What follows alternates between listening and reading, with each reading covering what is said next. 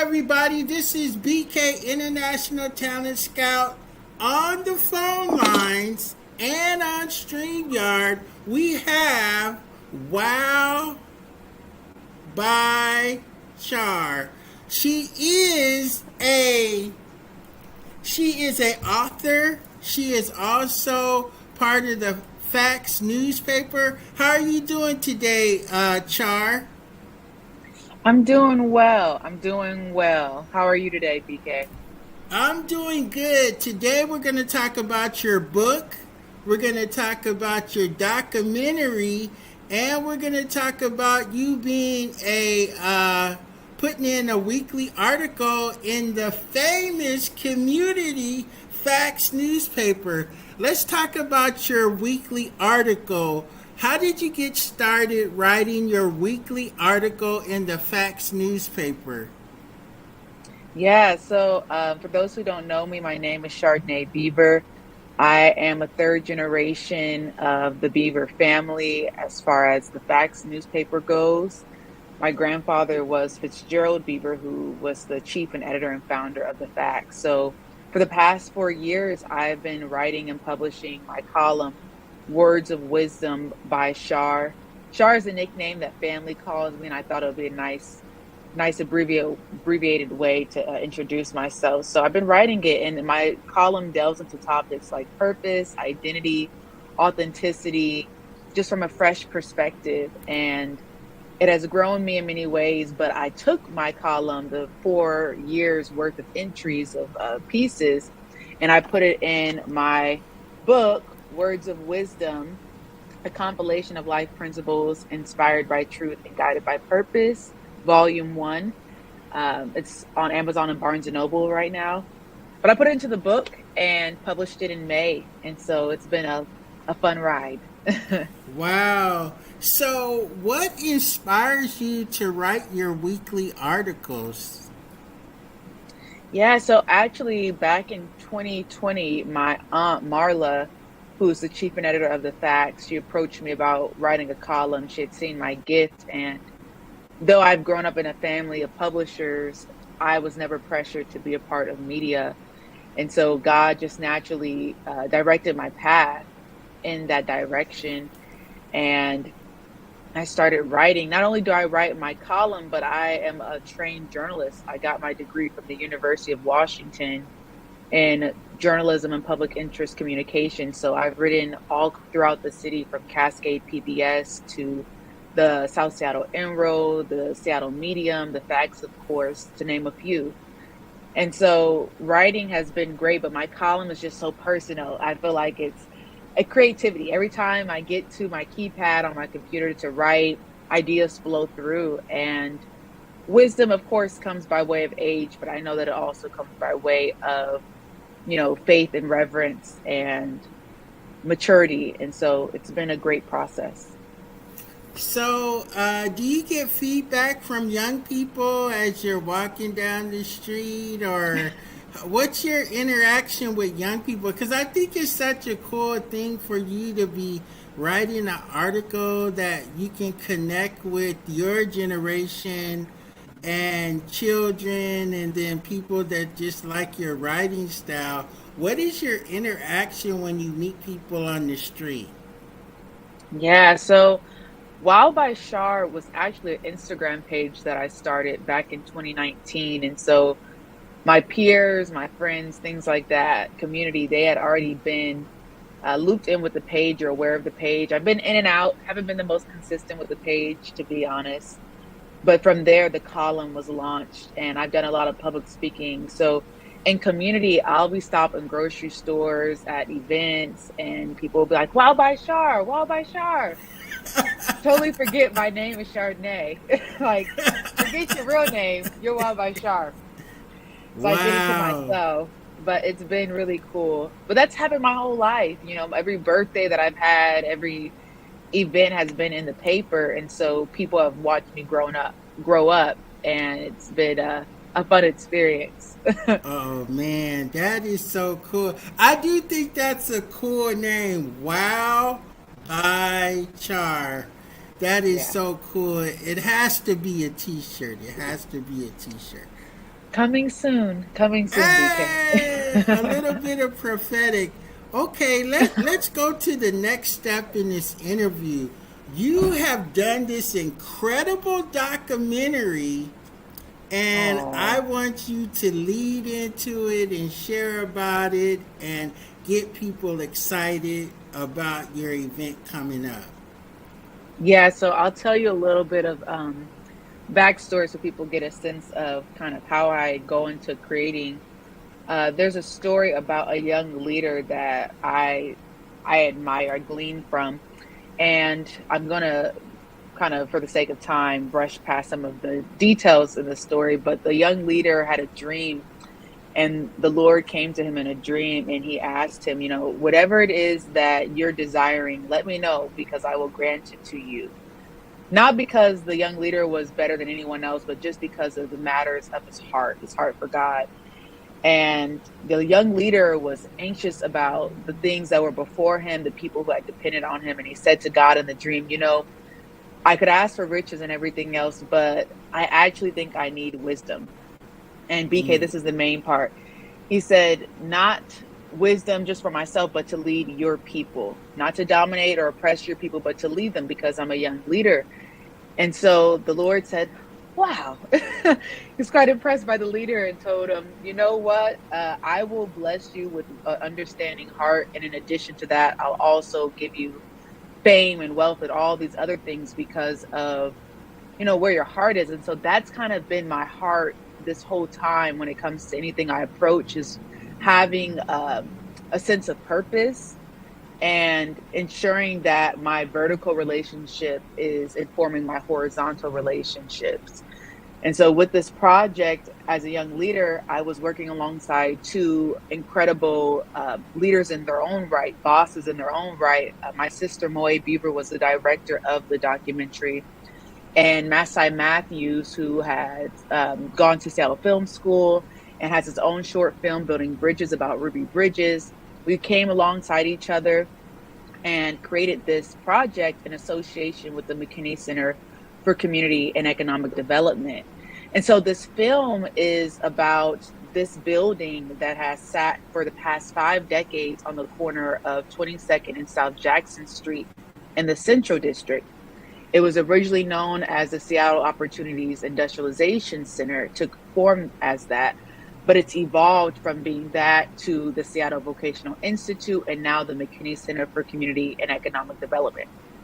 Though this story centers a building and the legacy and rich cultural impact of Reverend Dr. Samuel Barry McKinney, it's also about the community that houses this building. And so, I mean, there's so many array of topics that this story reaches from the Great Migration to Reaganomics and the crack era in Seattle, all the way down to gentrification that we're facing today.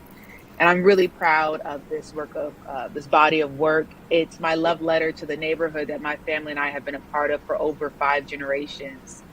And so I'm going to be doing a screening and a book signing on the 20th, this Saturday, between 2 and 5 p.m. at Mount Zion Baptist Church to screen the film for the first time, as well as sign my book for the first time. And so two of the first happening at the same time. It's exciting. Wow. So it's three people working on this film project, and it's Yeah. about a building in the center of the central area. What made you guys want to wrap your creativity around this building to bring it alive to get people excited about it again? Yeah, so I was executive producer on the film. I had wrote the documentary and had approached the McKinney Center about, telling this story because a lot of times if we don't record and document the stories of these instrumental places in our community, we just won't know. And with gentrification, we're losing so much of our history connected to landmarks. So my whole life growing up in the city, I never really knew the substance or the heart behind the sacrifice and the impact of that building. And as I started to write out the documentary and work alongside the McKinney Center, which now the building is named the McKinney Center for Community and Economic Development, it's governed by the Central District Community and Preservation Development Authority. So many words. I know. I know. But when I started to work alongside them about this project and talk to them, then I built the team with my sister who has incredible experience. She lives in Los Angeles. She's an actress. She has her own book as well. She's a poet. Her name is Moe Beaver. She also graduated from the University of Washington. And then I contacted Masai, who is, I mean, like I said, has his own projects and very talented.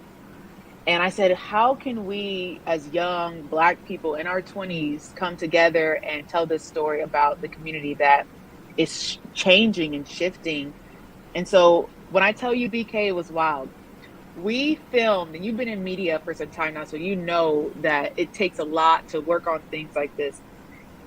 We filmed a week and a half before Christmas, okay, which is wild. Majority of our interviewees were elders because we want to capture that history. And so they were so generous to show up and give their time and, you know, their history, their experiences. So from September of 2023 to May of 2024 was when we did the documentary, which is like, those who are familiar with documentaries, that's not a common thing. Like 8 months of doing a documentary. It's wild. It's wild. So, and alongside that, I was writing my book. And so talk about an overachiever. I did a lot there. I did a lot. Wow, that is that. So you were able to reach out to the elders. Are there any young people in your film, or just The older people? Mostly the elders. And so, like I said, this story ranges from, we're talking about post World War II all the way up to the present. We have people in the community. Mostly, I would say the youngest person in our film is a millennial. And then myself, I'm a Gen Z. And so I'm actually in the film interviewing folks. But there's also so much like rich historical archive in there. In the trailer of the film, those who get a chance to see that, which you can find through my personal pages. I think I sent it to you also, BK. Hopefully we can get the people to see it. But yeah, we don't have any young people in the film, so it makes me excited about the next project. But there was young people in the process of making the film, which was very fun and refreshing for our elders to see, the next generation. Oh, wow. That is so cool. You know, I have to tell you this. I don't want to date myself, but in one of my summer youth programs, we got to go to your dad's newspaper and your granddad's newspaper and watch him create the newspaper. It was like a field trip. Wow. And just to like talk to you about this is just like, man, Oh. it's a heavy thing. And also being a part of the community. I mean, like your grandfather was so cool because we used to Mm, like put ads or articles in the paper about Christian events coming up, and yes. he would talk to me. And I remember this one time, it just Oh. this one day, he just said, "Hey, you want to know the secret to my newspaper?" And I said, "Yes." And then I just sat down in this chair. Mm, wow. It just like blew me away because people usually don't go that deep, but Mm, he loved community so much, and to see you writing in the paper and then taking it to the next step with the documentary, I just think yeah. some really cool things are happening in the community, and for you to have a desire to preserve that and present that. um, I know there's young people that's gonna watch this and they're like, how can I be inspired to do what you do? What kind of words of wisdom do you have for young people? Of course, put God first. and truly put him first, because I know that, first of all, let me back up and say thank you, BK, for even taking the time to share that precious memory. I didn't get the chance to meet my grandfather. He passed when my dad was like 13 years old. And so he's always been a figure in my life. And the Bible talks about how a wise man leaves an inheritance for his children's children. And I've always said that my grandfather has left an inheritance that transcends monetary gain, which is tools and skills and gifts in media. I mean, a lot of us are self-taught.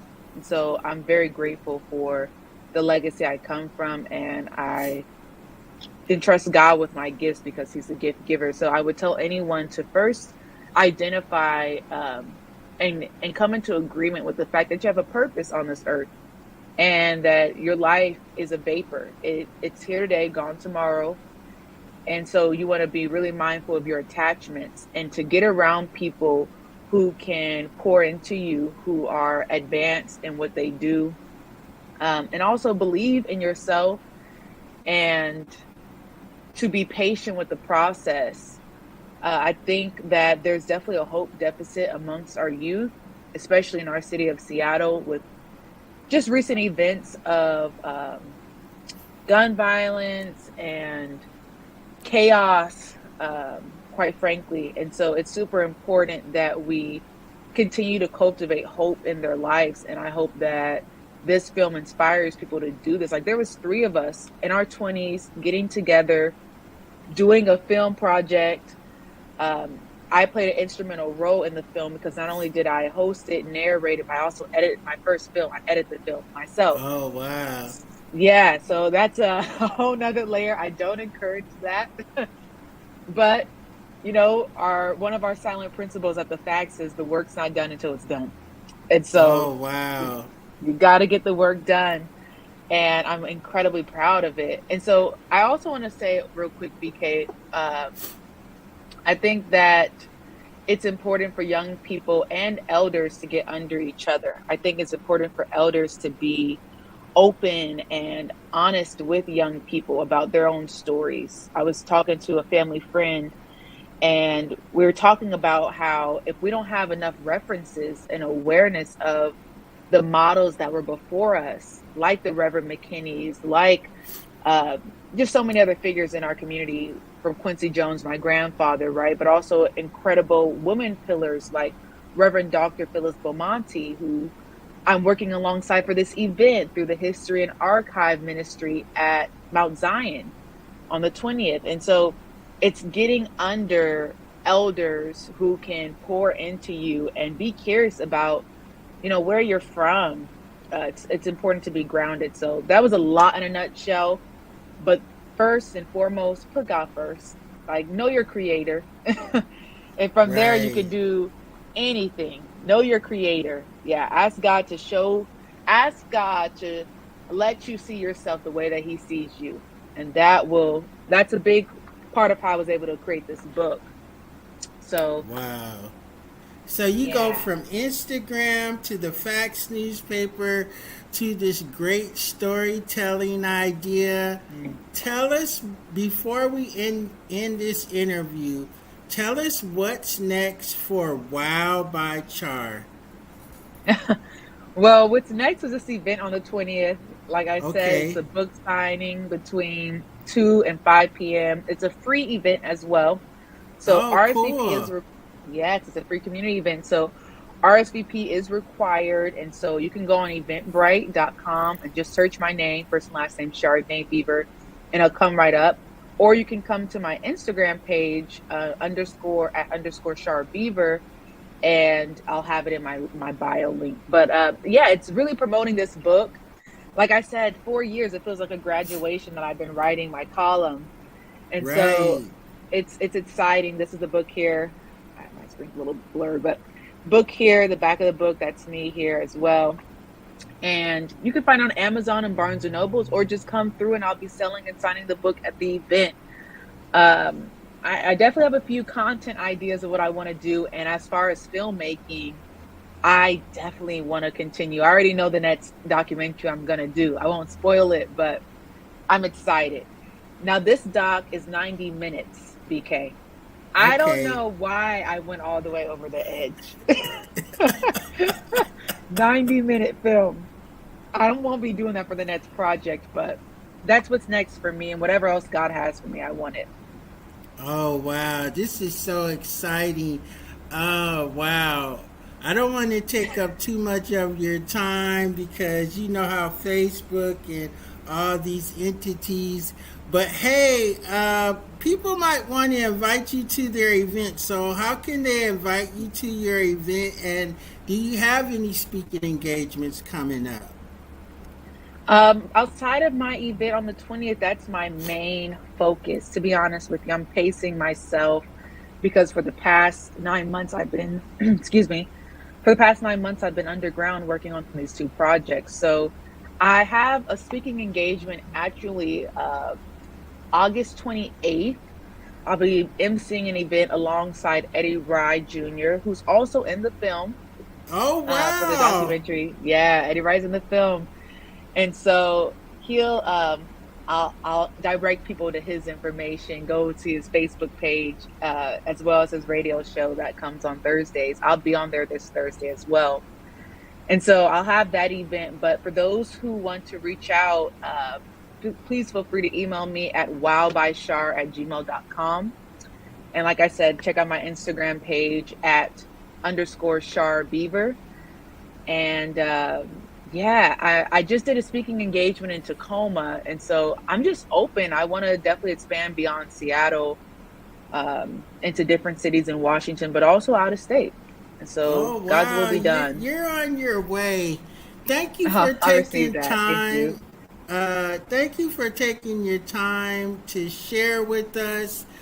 And we want everybody to come to your event on the 20th. We want people to check you out on the 28th. We hope you do more of these podcasts all across the Pacific Northwest because your voice, your face, and your stories must be heard. This is BK Oh. International Talent Scout with Wow by Char. Oh, this has just been a life changing experience for me, and we have to do a follow up soon. Indeed. Thank you, BK, for all that you do and what you've been doing in the community and outward. I appreciate you and God bless. All right, God bless you, and we'll see you next week.